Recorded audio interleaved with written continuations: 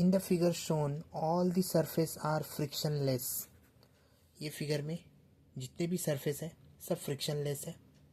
And mass of block M which is equal to 1 kg। ये जो block है ये वाला, इसका मास जो दिया है कितना है 1 kg। The block and wedge are held initially at rest. तो ब्लॉक को और ये जो ट्राइंगल दिख रहा है इसे कहते हैं वेज। दोनों को रेस्ट पे रखा है। रेस्ट पे रखने का मतलब हुआ u0, है ना, इनिशियल वेलोसिटी 0 हो गया। Now wedge is given a horizontal acceleration of 10 metre per second square. तो 10 मीटर पर सेकेंड स्क्वायर से ये वेज को हम हॉरिजॉन्टली मूव करा रहे हैं, मतलब ये ट्राइंगल को हॉरिजॉन्टली हम मूव करा रहे हैं 10 मीटर पर सेकेंड स्क्वायर से बाय अप्लाइंग अ फोर्स। क्या अप्लाई करने पे? फोर्स अप्लाई करने पे। अच्छा, ये वेज के ऊपर फोर्स अप्लाई हो रहा है। हाँ, क्या हो रहा है? अप्लाई, फोर्स अप्लाई हो रहा है। ठीक है। So that the block does not slip on the ways. ये जो ब्लॉक है वो स्लिप नहीं होना चाहिए। Now the work done by the normal force in the ground frame on the block in √3 second. तो पूछा है वर्क डन क्या होगा? वर्क डन नॉर्मल फोर्स कितना लेके आएगा? तो ठीक है, पहले तो हम डिस्प्लेसमेंट निकाल लेते हैं। तो डिस्प्लेसमेंट निकलेगा S is equal to ut plus half AT square से, और क्योंकि u0 तो ये पूरा टर्म ज़ीरो हो गया, तो हाफ ए तो हमने क्या माना? एक्सेलरेशन। एक्सेलरेशन यहाँ पे दिया है 10, तो लिखो 10। और t मतलब time which is √3, so square of √3। This implies 1/2 into 10 into √3 का स्क्वायर क्या हो जाएगा? 3 हो जाएगा।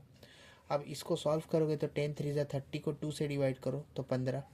तो डिस्प्लेसमेंट मिल गया 15 मीटर। ठीक है। अब यहाँ पे ध्यान देना, जो n cos थीटा है वो किसके बराबर है? mg के बराबर है। तो यहाँ से n निकाल लो, मतलब नॉर्मल निकाल लो।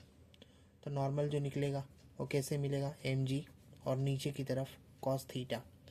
लेकिन थीटा उसके लिए हमें पता करना पड़ेगा। तो यहाँ पे इंक्लिनेशन के लिए tan थीटा लगाओ। तो tan थीटा मैं यहाँ पे निकालता हूँ साइड में। tan थीटा क्या होता है? Opposite adjacent, opposite upon adjacent. Opposite तो ये है और एडजेसेंट ये है। ठीक है, ऑपोजिट ये और एडजेसेंट ये। तो ठीक है, तो ऑपोजिट बोले तो एक्सेलरेशन मतलब a, और नीचे ये g, इतना चलेगा। हाँ, अब जो एक्सेलरेशन मैंने देखा 10 और g को मैंने माना 10, दोनों ही क्या है? मीटर पर सेकेंड स्क्वायर है। गॉट कैंसिल, कितना आया? 1। लेकिन 10 का कौन सा वैल्यू 1 देगा? तो 45 डिग्री। तो यहाँ पे cos 45 डिग्री हो जाएगा। तो n is equal to mg में m की वैल्यू डालो। तो m की वैल्यू मास जो ब्लॉक का है 1 है, तो 1 इंटू 10। और cos 45 क्या होता है? तो cos 45 होता है 1/√2, 1/√2। तो ये हो जाएगा √2 इंटू 10, मतलब 10√2। ठीक है, आप फॉर्मूले में डाल दो। W is equal to n, मतलब नॉर्मल के वे से, और cos 45 degree into displacement s। तो ठीक है, हमें जो n मिला नॉर्मल वो कितना? 10√2। तो लिखो 10√2। cos 45 1/√2 और डिस्प्लेसमेंट कितना? 15। √2 कैंसिल, 15 इंटू 10 क्या होता है? तो होता है 150। तो वर्क डन मिल गया 150 जूल। मतलब ऑप्शन सी सही जवाब।